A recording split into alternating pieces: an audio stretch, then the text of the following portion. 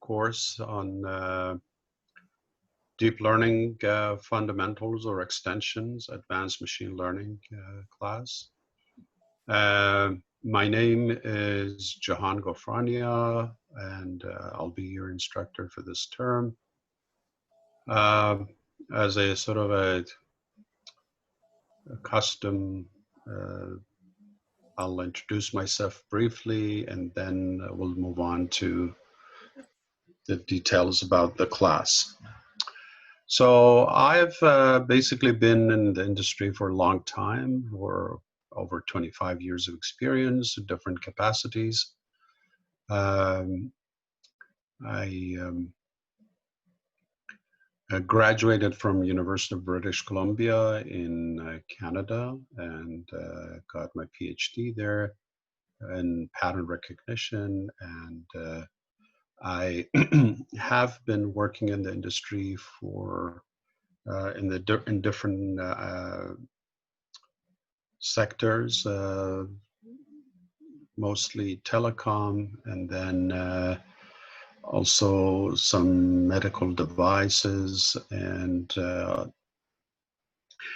my role has always been developing algorithms and basically designing, working with pattern recognition in general. And my current position, I'm the CTO of a startup company that deals with or develops medical imaging using RF technology and heavy use of AI technology. I did the same thing in the previous company I was involved as well.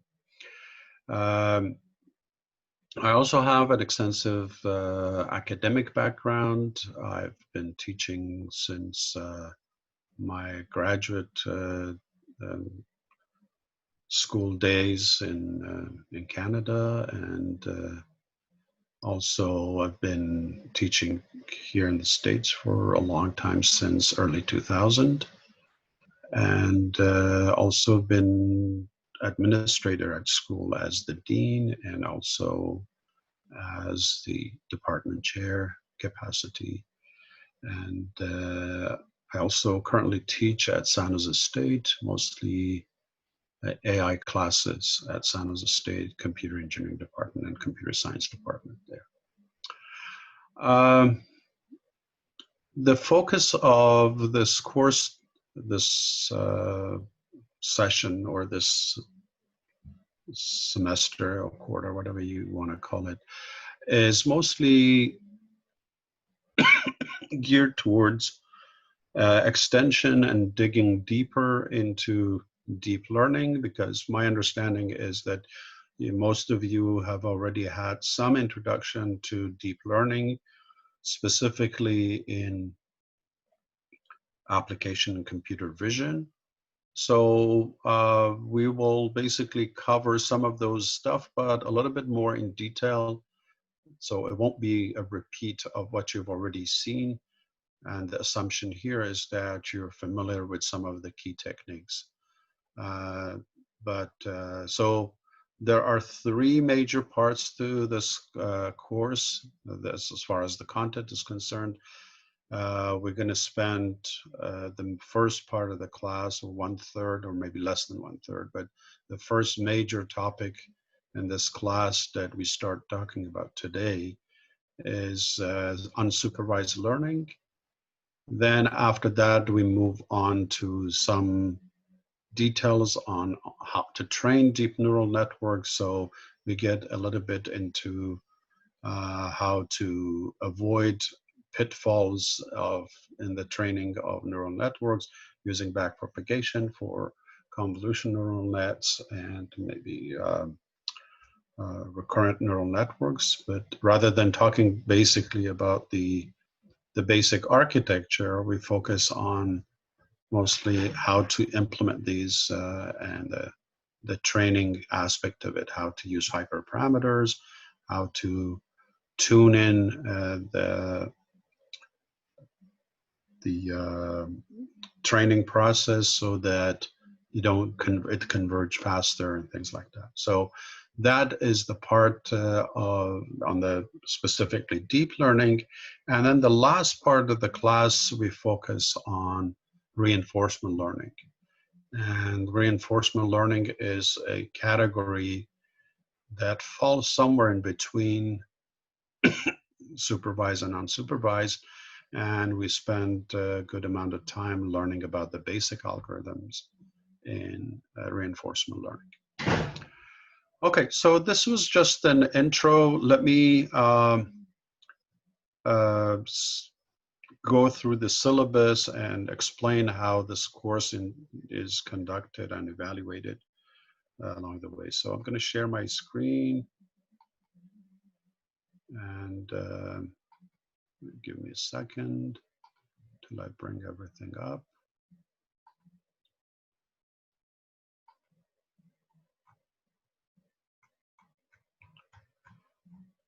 All right.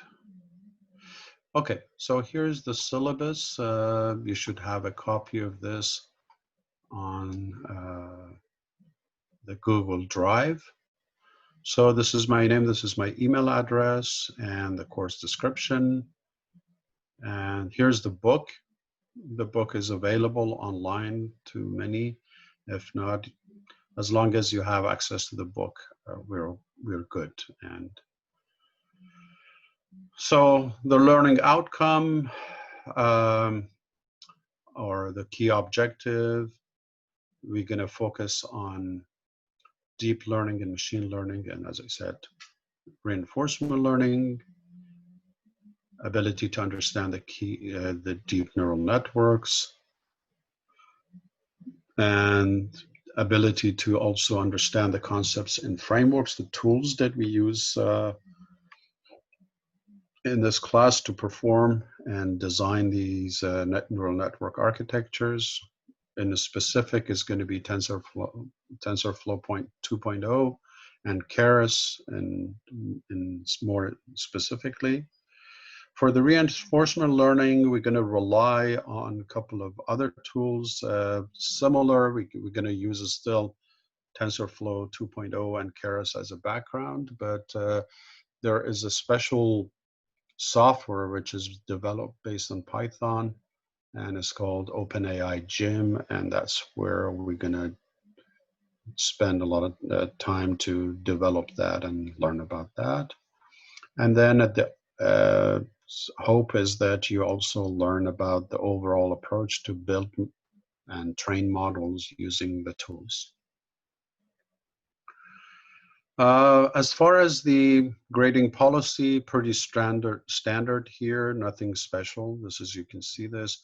But as far as the evaluation of the course is concerned, there are basically three key assignments, or we call it project 1, 2, 3.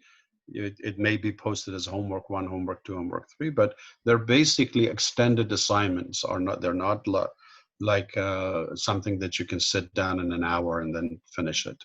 It requires loading the data set, performing some analysis, and making use of the key ideas that you learn in the lecture.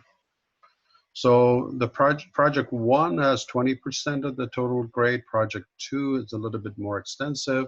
It's 30%, and the last project, which is going to be on reinforcement learning and DQN, deep Q networks, is going to be 35%, and there is 15% for class participation. Now, this class participation has a couple of elements to it. One is that at the beginning of each session that we have, I had already posted few questions. And I would like you guys to review these questions ahead of time, post a sort of a short answer to this discussion questions on the Google Drive. And then we spend about the first 15 minutes of the session asking these questions and see whether you guys have, it's more like a class discussion. I do this in my classes, face-to-face classes as well. I think it's very helpful. It generate some, people have different perspective and they learn in, different, they discuss and emphasize different aspects of the same topic. And and I use this also as a way for you to make sure that you review the concept and do a little bit of research on your own on the material. Do a quick Google search and figure out what those answers to those questions. So the way you can come up with the answers to those questions is study the lectures, lecture notes or the recording, and then also do a little bit of search on your own to get that information from the internet. The questions are not difficult, but they basically make you go and review the stuff. And so we're going to spend the first 15 minutes of every session just having that discussion. And so I'll go around, look at the list, and then either call upon people or people volunteer to share their information. And you have one actually for Wednesday session coming up. So there are 3 questions. So every time that you see a homework assignment, the discussion are something that goes between each session. So I'll post 2 or 3 questions and I would like, but there's also a project or a homework assignment that is normally due in 2 weeks. So for the homework assignment, for example, on clustering or on unsupervised learning is due July 10th, which is in 2 weeks. Okay, but these mini questions, I've put the due date for it. If you go to and you'll see that these sort of are review questions. There will be one for Wednesday, and then a week later, we're going to meet again, and then there will be another one based on the material. So you're going to have basically a bunch of questions that are on each session, for each session, and then there's one major homework assignment for each topic, which is normally due in 2 weeks. So this is what the participation means. This, in addition to basically looking who comes to the lecture or not. So this class participation consists of 2 elements. One is the discussion forum or the discussions, that 15-minute discussion time, and participation in that. And then the second one would be to actually show up to class, so, or attend the class. Any question about this so far, as far as the grading and evaluation is concerned? Okay, if there's no question, you can type your questions in the chat, or you can speak up, unmute yourself and ask the question. Both ways are acceptable. All right, now to the topics, specific topics that we're going to cover in the lecture. So the first 2 weeks, we're going to spend mostly on supervised learning and clustering, which is the major part of it. Today, we're going to cover the k-means, and then we're going to talk about the applications of k-means as a general approach. Then we move on to db-scan, which is another clustering approach with a little bit slightly different algorithm. And then we'll talk about hierarchical clustering as well. So this covers the key ideas in clustering. And my hope is that we can finish this in the first 2 sessions, or 3 hours basically. Then the next week, the week after, we focus on, in the next 2 sessions, we're going to work on Gaussian mixtures, which is a little bit more involved in terms of theory, because it involves estimating distributions and probability density functions. And then we look at some application in anomaly detection and novelty detection. So that's one of the key application areas, and we're going to look at some of the applications. And then, depending on this, whether how far we can get on the Gaussian mixtures, we probably, the plan is that we also do a quick review of Keras based on TensorFlow. So we just go through some, maybe spend half an hour or an hour basically, because you can read this stuff on your own, but I may just show you some commands and how to develop, use Keras to do some basic, you know, design modeling. And then this is homework 1 or project 1, if you will, which means basically extended assignment. We're going to use some face data set, and I ask you to apply k-means and also dbScan and compare the two with this. This project 1 or homework 1 is already up on the Google Drive. And then we move on to week 3 and 4. We're going to spend on the training aspect of deep neural network. So we're going to talk about the gradient descent and how this approach, which is commonly used in backpropagation, how it can potentially run into trouble.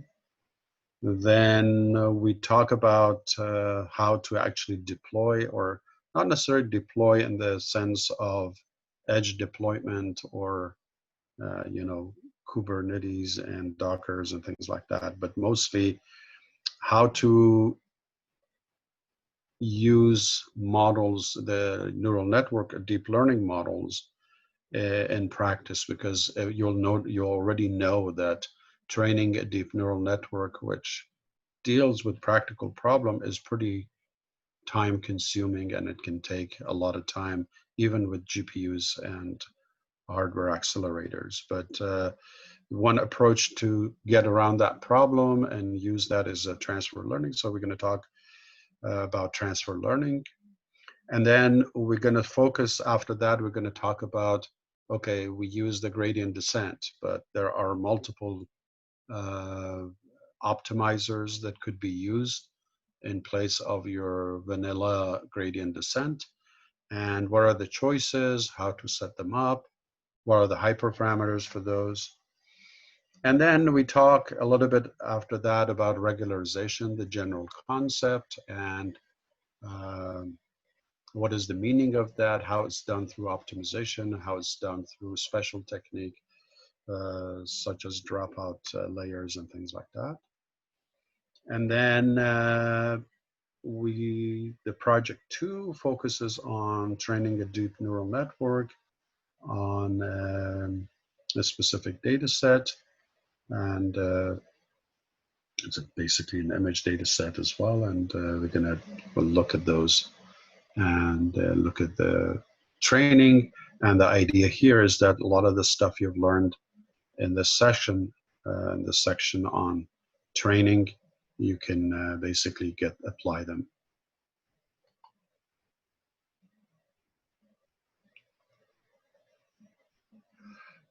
So there's a question here that is the Wednesday a repeat or a new session? No, it's a new session. Basically, the 3 hours that is allocated to each week is broken up into 2 1.5 hours. And that's mostly for the sake of students, so that you know, they can digest the materials better. No, so the Wednesday evening session won't be exactly the same. It will be very different. It's basically a continuation of the topics.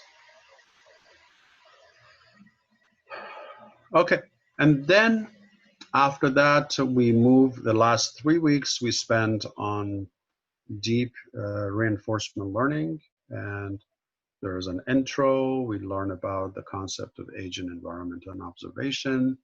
We talk a little bit about Markov decision process and what it means in this especially what it means in the context of reinforcement learning, because MDP is a general concept, and people who've used network modeling and things like that, they probably have seen it. And then we look at the OpenAI gym, and we look at some of the examples, such as normally Atari games are one of the standard sort of baseline models that are used in OpenAI gym, and we'll spend some time to look at those and learn what are the basic I guess, designs or classes that are normally used in OpenAI Gym. So we look at the structure of this particular library, and you need to sort of, for doing your project, you need to learn how to use this OpenAI Gym. And so going through the examples is pretty important. Then we talk about the Q-learning, which is, it gets a little bit mathematical. It talks about Bellman equation, and how you basically, if you're familiar with the Dijkstra's algorithm, if you've taken an algorithm class, shortest path algorithm, it's one of the key things that they discuss here. And Bellman equation is basically the generalization of that idea. And it's basically an optimal solution to what's known as dynamic programming. And we're going to discuss that because that's the core formula for the Q-learning. And then we compare two methods, Q-learning versus another approach, which is known as SARSA, a table-driven approach. And then we see that, okay, now if this is the standard Q-learning, how do we move on to a deep learning version of this Q-learning? And basically they replace the Bellman equation in a way, or the Bellman equation stays there, but the mapping of the input to the output is done through a CNN. And the mapping is basically something that represents this Bellman equation. So we're going to talk about details of the DQN, because DQN is probably the most fundamental algorithm in reinforcement learning because of its popularity, and that's why reinforcement learning has got a lot of attention in recent years. And then after we discuss that, this is probably the most mathematical part of this the lectures. We have to address some equations and look at some of the math behind it, but it won't. I try to minimize it so that you don't have to spend time solving math equations. The goal is the implementation, how it works, and what are the hyperparameters again. But I want to point out that if there is a need, we can definitely review some of the basics of the CNN. But my assumption is that most people in this class have a pretty good idea of the CNN. But if you think that you need some more information, please provide some feedback and let me know so that maybe we can do a quick review of the topic and when we want to use it over here in the deep in the reinforcement learning section. All right, so the rest of it is the basic policies of the school, academic integrity, and institutional learning objectives, which are sort of, as they say, boilerplate information. So it's good, I think, as a part of your responsibility, everyone needs to read this syllabus carefully and review the material, the grading policy, so there's no confusion afterwards. Most of my time, I mean, during the lectures, if there's any question, you can ask, but my suggestion is that let a topic basically finish and then post your questions still, but let a topic be done with, and then I go through the questions, make sure I address everything, and then we move on to the next topic. So using the chat would be a good choice. I mean, if it's a burning question, you can't wait, of course. You can always, ask during the lecture as well, but try to minimize it. All right, so this is the, there's no, as you see, there's no particular exam here, in the sense that these are 3 projects and that takes care of the evaluation. So if you will, you can say that the exams here are open book, open notes kind of thing. Because these materials actually, it's hard to sort of do it within a couple of hours of class time. And so you basically work on these projects and get evaluated, and you have plenty of time to think about it. But the way I normally grade these and then evaluate this is that I'm looking, if somebody just, because I'll provide you with some sample code for the basic algorithm in most of these cases anyway. But so if you just take that and run it once, you're not going to get much, you're not doing anything extra on top of what was given. So the whole idea here, and this is actually what happens in practice, that the whole trick of using and designing a neural network is not just in the setting up the architecture, is figuring out what is the optimum number of layers, how to tune the hyperparameters, where to focus in order to tune your models, and then ability to evaluate the performance of the model based on the metrics.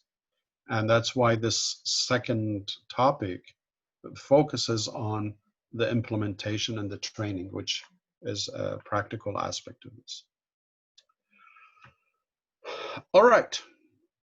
Any questions on the syllabus?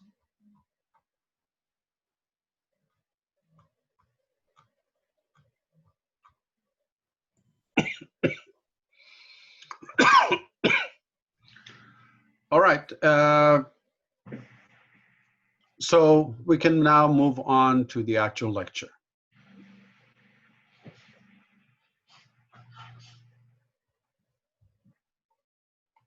All the materials are available on the Works website, on the Google Drive. Let me just quickly show you where everything is. So there is this directory that's shared with almost everyone in the core class.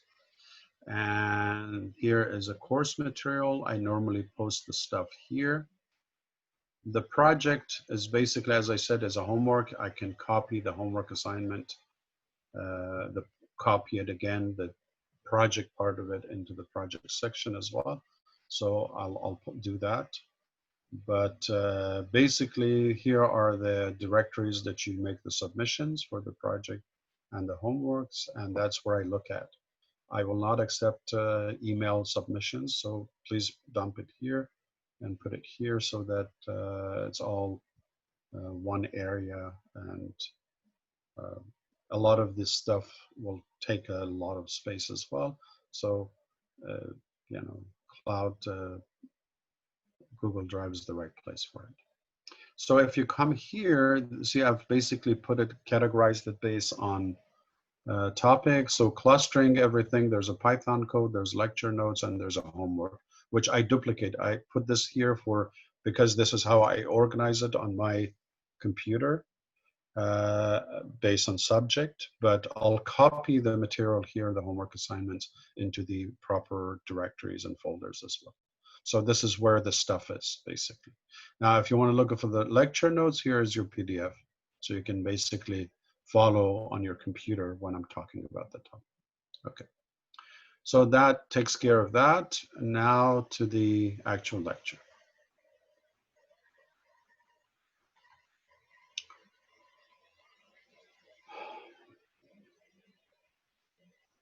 Hey, Professor, there's a question. Where is we can find a textbook?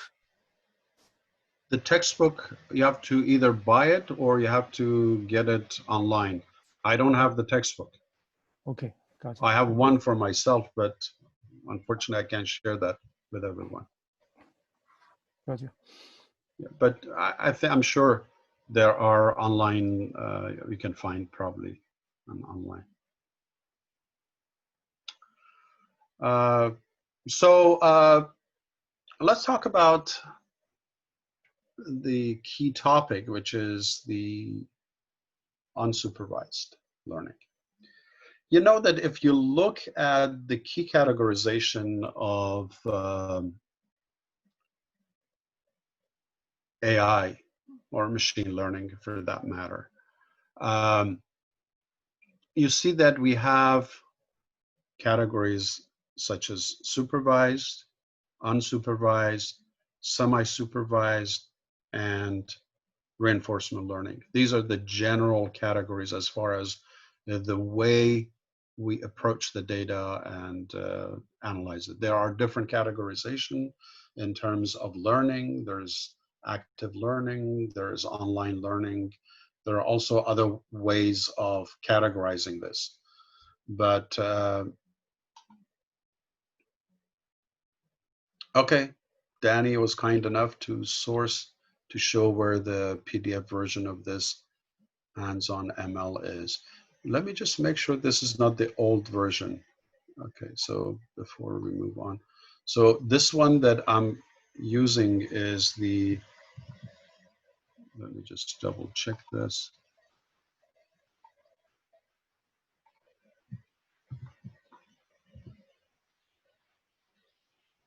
Yeah, this is the version 1, which maybe 90% of the material are there. But there are, but this is based on TensorFlow 1.0. The second version is based on TensorFlow 2.0. So, and Keras.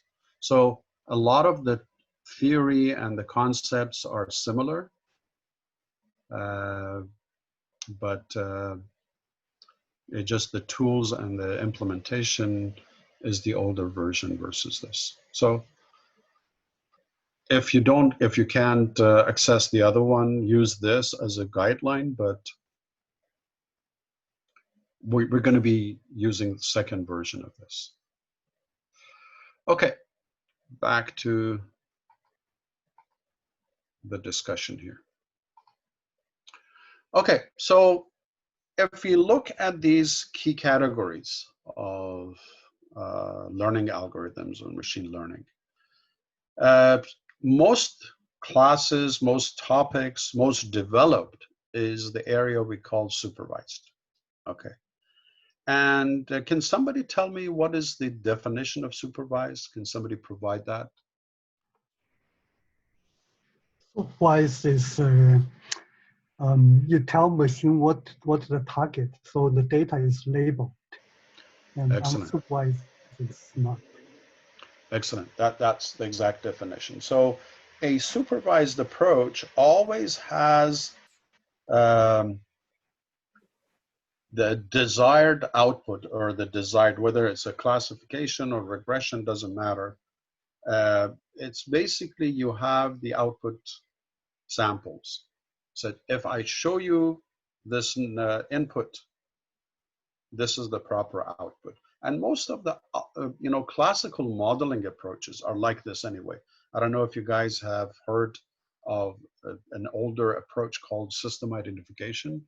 This is mostly applies to linear models, but basically you have an input and output and you're trying to figure out the model that goes in between. So this is the classical supervised or model-based approach that has been around for a long time. Okay, but and then when we talk about supervised learning, then they basically now shift the attention from the classical statistical learning or modeling to more neural network based. But as far as the general approach to building a model is same. You have an input and you say, here's the output, tell me what sits in between. Okay, so that's the standard supervised, and that's what we mean by the label, meaning the output is available. Label is normally the term we use. Some people use it mostly for the classification, but it's a generalization of the fact that there is an output. Okay. This is most of the applications developed so far. This is where most of the classical modeling approaches has been sort of focused on. But the more interesting and the parts which is less studied is the part when you don't have the output, for multiple reasons. One is that although a desired output can be defined, it just the data set is so big that there's in human time, there's no way to define those. Somebody sit down, or even multiple people and thousands of people sitting down and basically labeling them. So one could be just the practical aspect of it, that it's too consuming, too costly to label the data. And because of this, so a lot of companies, because of the development of AI until now, has been, a lot of it has been focused on supervised and verified based on supervised learning. A lot of companies, it's their first approach when they want to basically look at the problem they have. They said, okay, let's choose a supervised approach because there's more history, there's more literature, there's more work on it. Now, there are companies out there that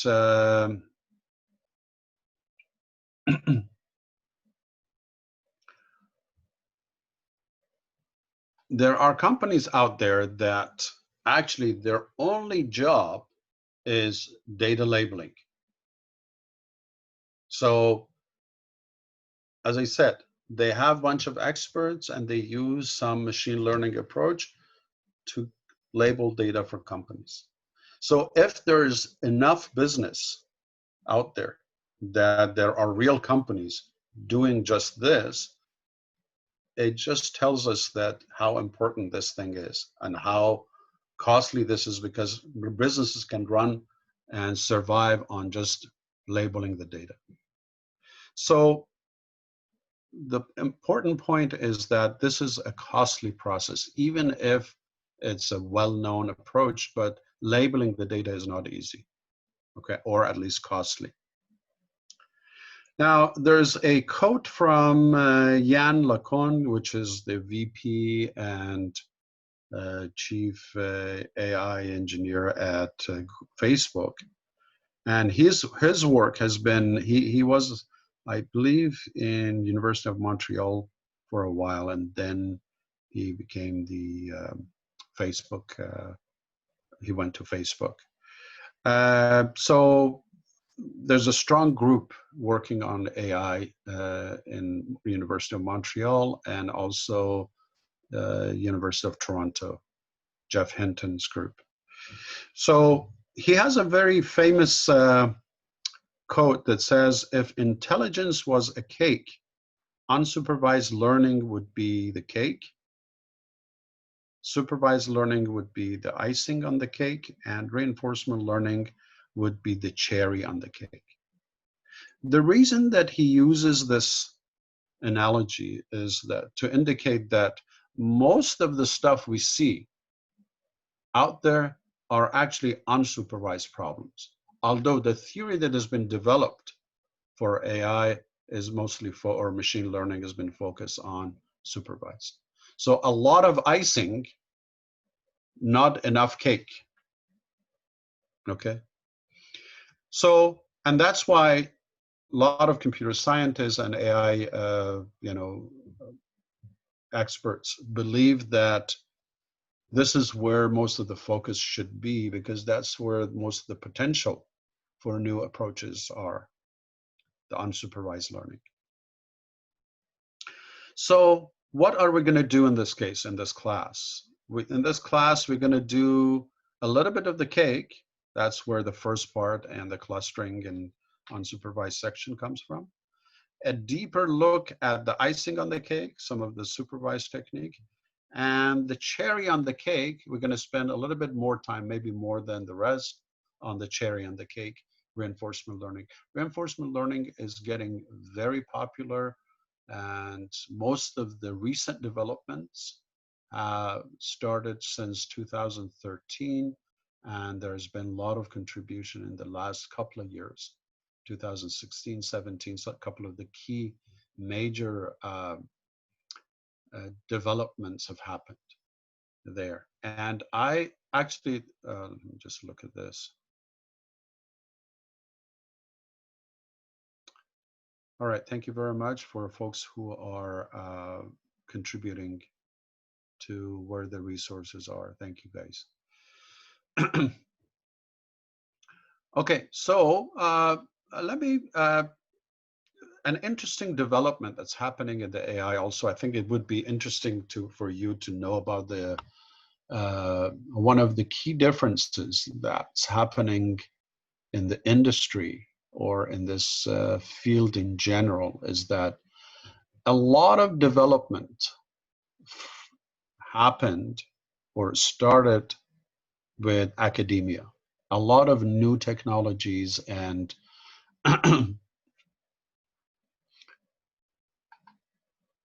so let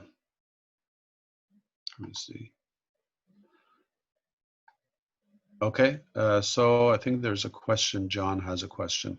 Go ahead, John.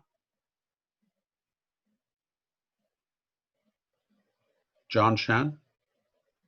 If you have a question, unmute yourself and ask the question. Oh, no, I didn't raise question. I'm just checking some chats. Sorry. Oh, okay. I thought you had a question. All right. So one interesting thing that has happened is that in the past, if you look at where the key developments came from, in the around Second World War II, a lot of the development happened in Bell Labs. A lot of new technologies, the foundation of communication and information theory, the development of application for these areas, in especially defense, was developed at Bell Labs.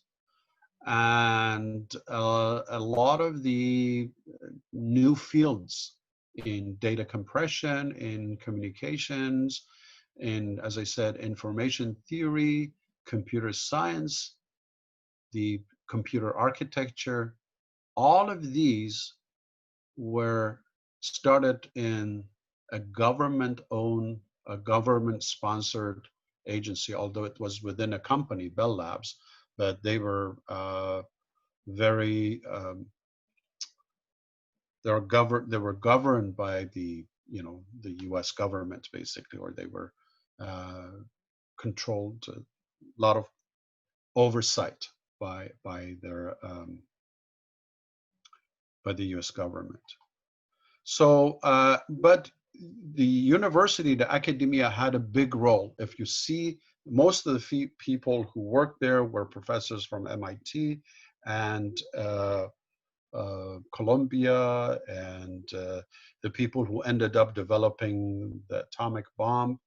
I'm just talking about the technological point of view, mostly, not necessarily how it was used and where it ended up, but mostly as far as the technology was concerned, academia was mostly the leading edge, at the leading edge, and they went into specialized lab for the security purposes and so on, but still the torch was in the hands of the academician, people who in academia were holding the torch and moving forward. And this was the trend mostly till recent years. In the last decade, or maybe 2 decades since 2000, the emergence of companies like Google and Facebook and billion-dollar companies, Apple, they have become the center of excellence in many areas, including AI. So there is a shift in the way the technology is being handled, And a lot of research and leading edge tools, concepts have come out of these companies' research centers. Academia has been still, active, but they have lost a little bit in this game. They were at the forefront still. In some areas, academia is doing a great job in the sort of, like biology or astronomy and things like that, because the incentives for the companies is not a lot to go after that.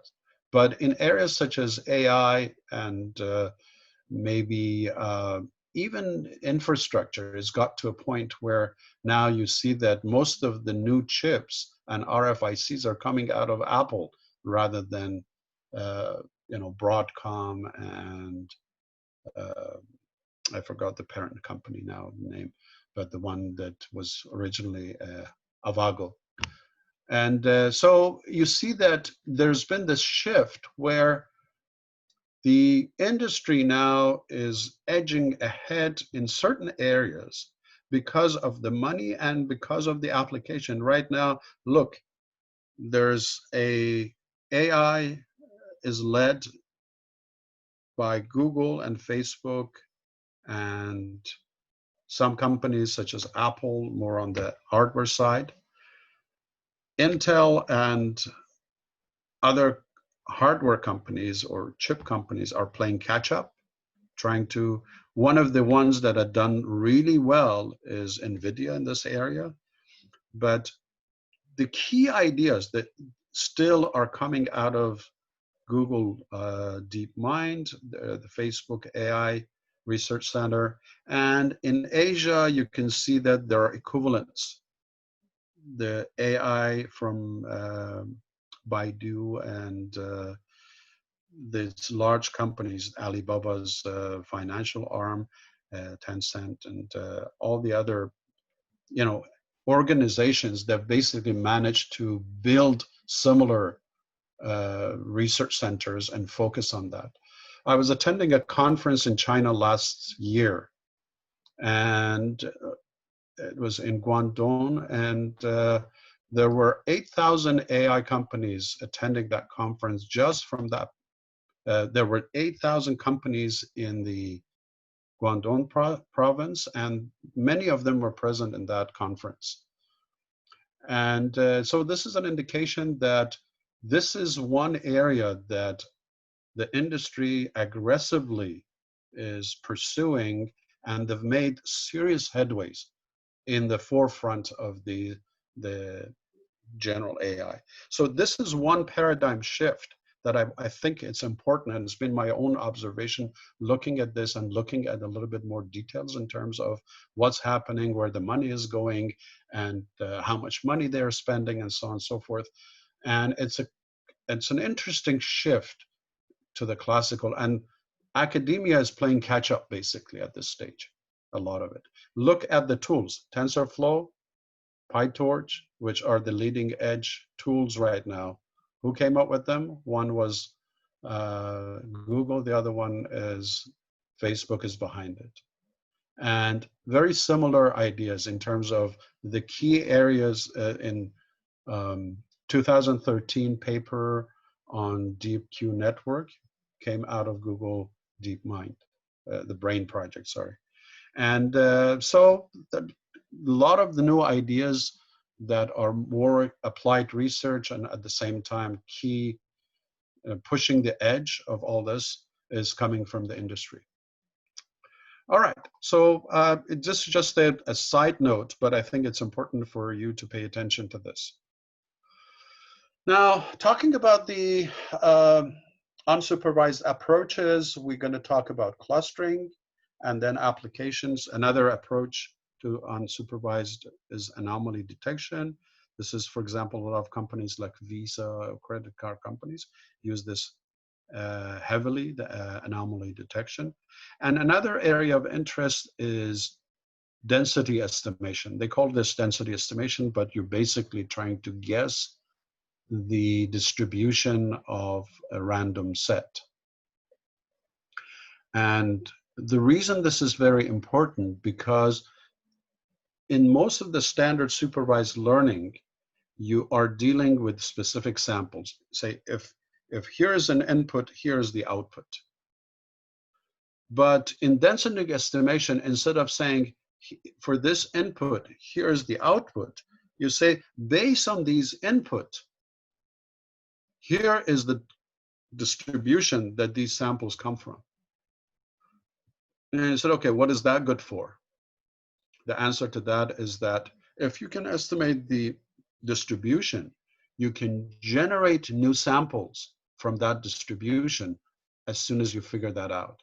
And that allows a key advantage that most of the supervised learning approaches don't have, and that being ability to generate new samples. GAN, adversarial networks, basically generative adversarial networks, do the same thing within using a neural network, but there are generative. Generative means they estimate the distribution, and that's why you can generate new samples, new images, let's say. So these are the areas on unsupervised learning. Now we're going to dive into clustering in specific. So clustering, basically, in simple words, tries to find similar instances in the input, no output. So in short, a clustering approach is a way to find similar samples so that it allows for a grouping of the samples.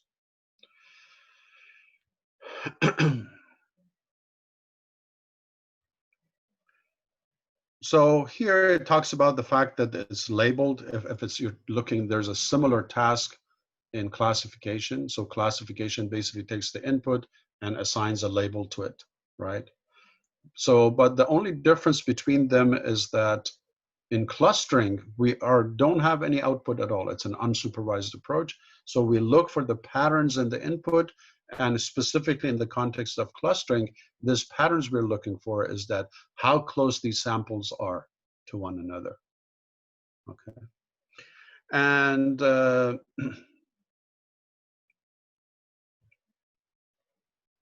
the key characteristics for the clustering algorithm to work is to define a measure of similarity or closeness.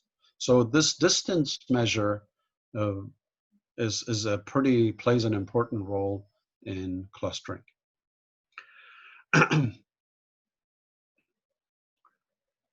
So here are different flavors of the clustering algorithm. Some algorithms look for instances or samples centered around a particular point, in this case, a centroid.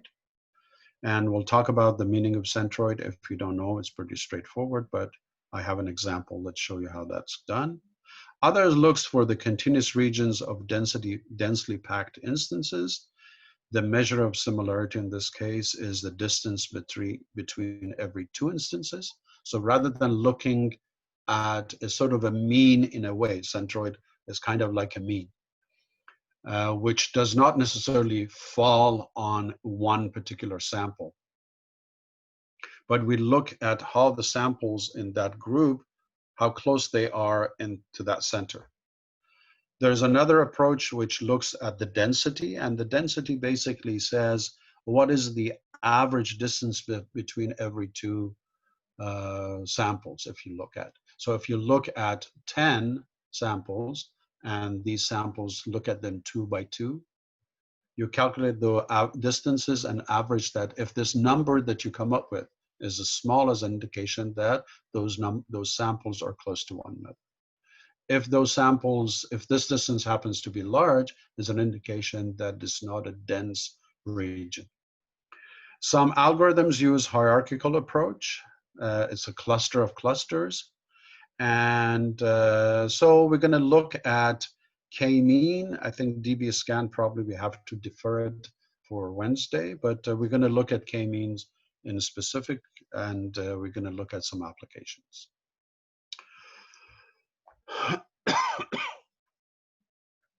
So the k-mean is a clustering approach, and it's pretty straightforward and simple. And the key assumption there is that you make an assumption about the number of clusters to start with, meaning you have to say, I have 3 clusters. How do you know that?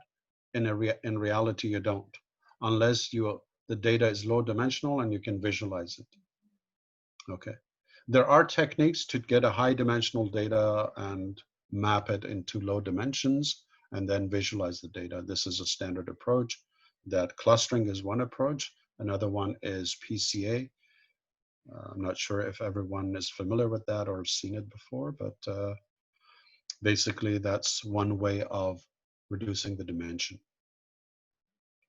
So the fact that you need to know the number of clusters ahead of time is a little bit weird, because as I said, it's kind of like a chicken and egg. You're trying to figure out how many clusters, but you have to assume that you already know what the clusters are. So this means that you need to basically use some sort of trial and error to figure out the best choice. And this is an ad hoc approach. There is a systematic way, which basically still involves some iteration. Choose a k, look at some metric, and then move k, change k again, look at that metric, and when that metric gets to an optimal value, you say, okay, I got my answer. That's the best choice of k. So there's a systematic way of doing this.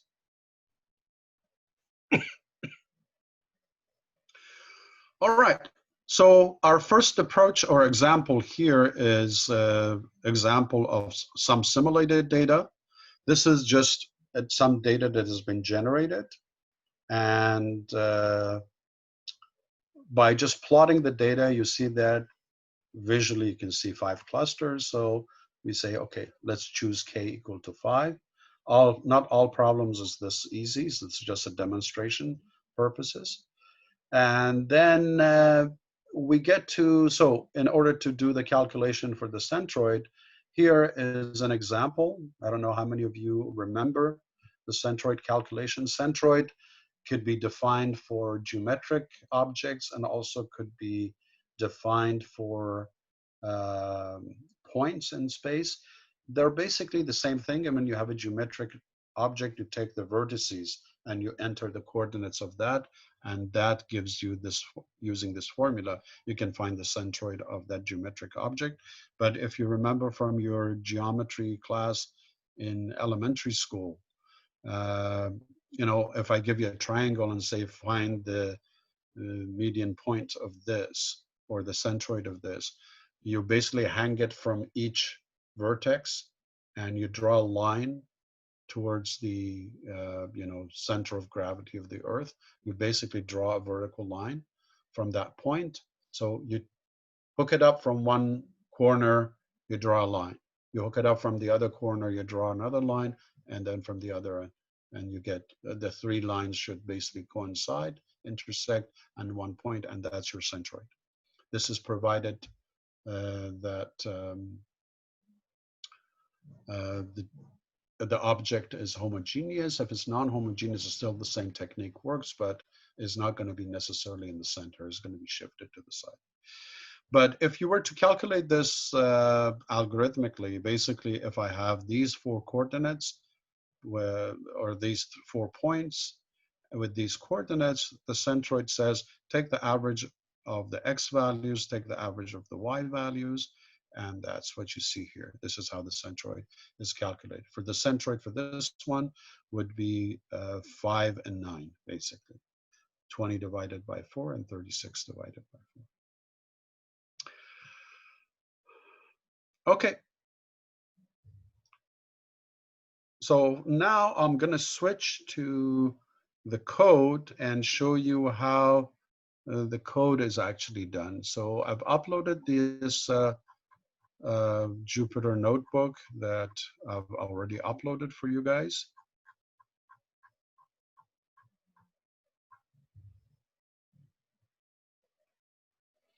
All right, so here I basically we run this just to, so here we're just using scikit-learn for the library for now.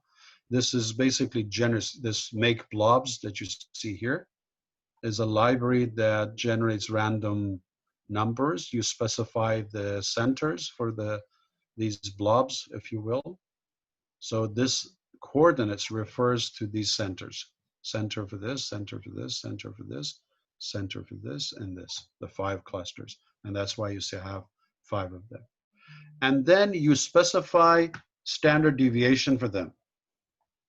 Okay, so this means how much scattering you want around these centers. And if you look, the first 2 have large standard deviations. The rest of them are, and that's where you get the tight clusters, and 0.4 and 0.3 gives you the large clusters. So if I just run this cell and then get this, this is the one, the scikit-learn library that generates it.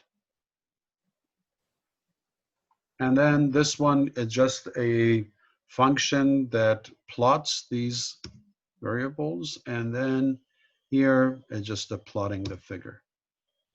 Oops, what happened here? Oh, I gotta define these matplotlib, sorry. So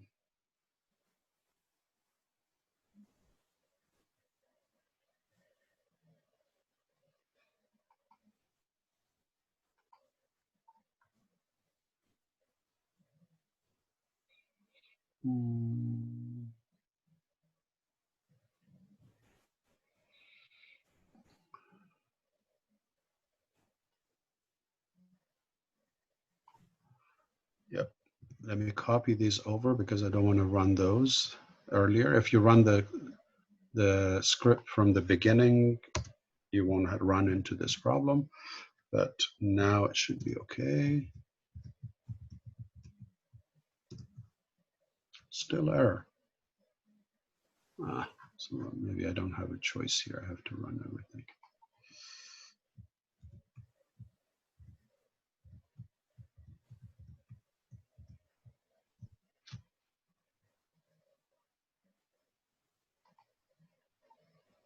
I don't think I need to do this.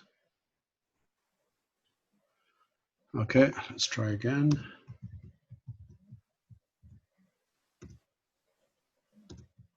Okay, now we're good. Okay, so we generate the data. This is the code, and you can basically follow through. Like any other library in scikit-learn, you have, when you develop the object model, you have the, you can have the fit and fit predict. And so all of these are standard methods inside the classes that are defined, meaning regardless of the algorithm, you always have a fit method and you also have a predict method. And for many of them, you have the fit predict method. Okay. And here it basically tries to figure out, when it says predict, it means tell me if you assign, let's say, cluster 0, cluster 1, cluster 2, 3, and 4, it assigns, it says if you give it a new sample, it says, gives you the label indicating which cluster it belongs to. So here, your labels is not the same thing as the labels in supervised learning. It's just, what it means is that which of these clusters this belongs to. And here's a test for it. It says, is Y prediction is the same thing as labels? And the answer is true. It means that we have 5 centroid. And here are the cluster centers. Remember that these cluster centers are not necessarily one of the points in the data set. This is similar to the concept of mean of a distribution. Let's say you have a Gaussian distribution, okay? When you calculate the mean for a Gaussian distribution, you generate a random number and calculate the mean. Does that mean that the mean value is going to be one of the samples that you have? The answer is no, because average, you just take the average of a bunch of numbers. It doesn't guarantee that that number you end up with is actually one of the samples. So mean, that's one of the key properties of mean, while median is always one of the samples because you find the midpoint sample in a distribution. So here, when you calculate the centroid, these coordinates do not necessarily fall on a specific sample. And this is important because later on, we're going to calculate the distance of each sample to this centroid as a distance measure. And we want to figure out, and so it becomes confusing. If you don't pay attention to this concept, you get confused that how come this is not non-zero value? Because centroid is not necessarily one of the samples. Okay, so now we move on to the labels here. They mentioned the label for almost, I don't know how many points we generated here, 2,000. So you see n samples is 2,000. So here it basically prints all the 2,000 points, and then it figures out the labels for them for some of the new predicted samples. They have 4 samples here, and they figure out. Now, here is a way to deplot the decision boundary. The decision boundary basically says how far off a region is by looking at the extreme points in a cluster. They put a sort of a region or some bunch of lines around that region. And they use a basic rule here that's part of the library. But the general idea is very straightforward. If I identify this as one group, what are the limitation or the boundaries of this group? So the way they divide it up, they draw a line here and they draw a line here. So this is the boundary for group 1, and this is the boundary for group 2, and this is the boundary for group 3. And they try to make it simple so that it's, otherwise if you can come up with nonlinear boundaries, you can just draw an oval around the first one, second one, and third one. But in order to keep it simple, they use linear boundaries.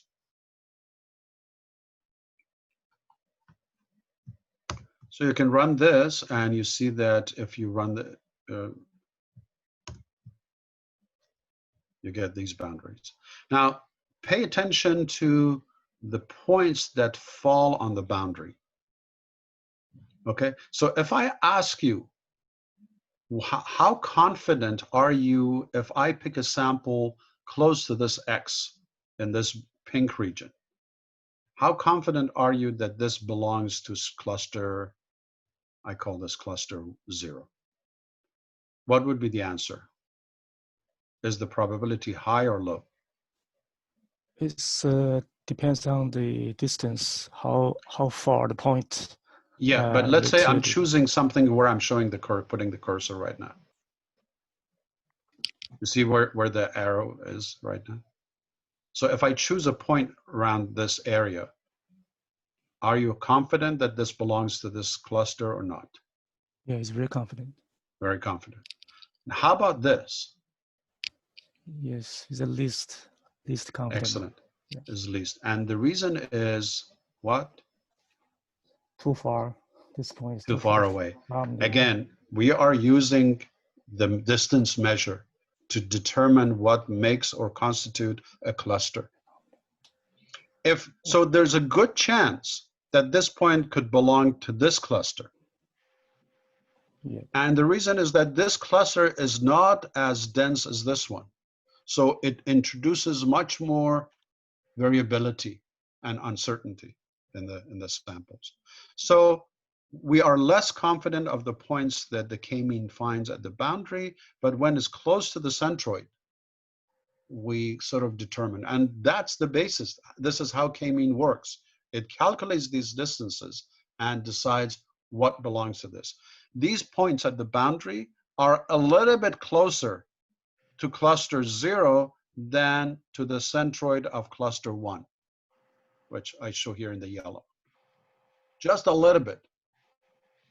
So because it's a little bit, if you look at the amount of noise that's generated and the standard deviation or the distribution is pretty wide, so it means that it could potentially be originally from this distribution, but we just now categorize it. This is where the algorithm falls short or can make a mistake.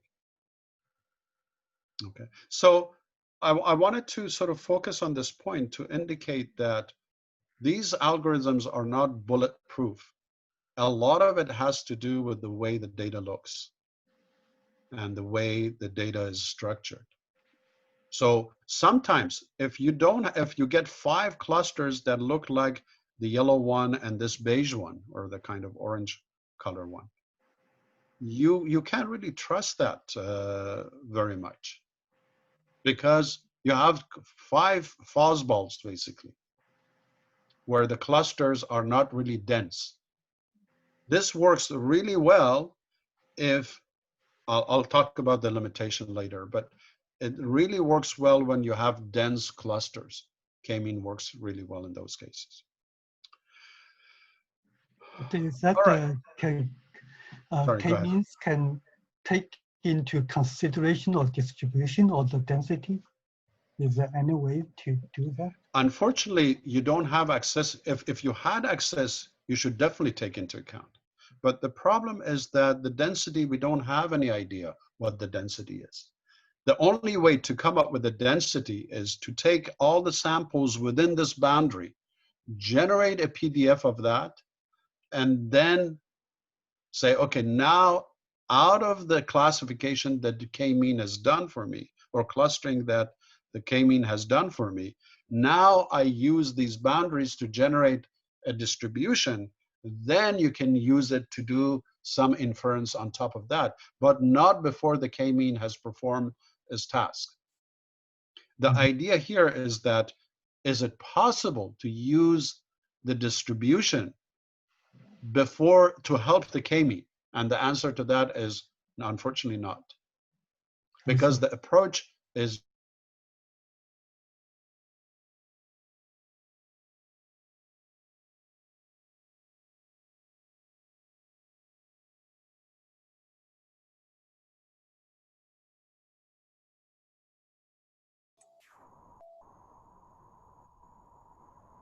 Jahan, we lost you.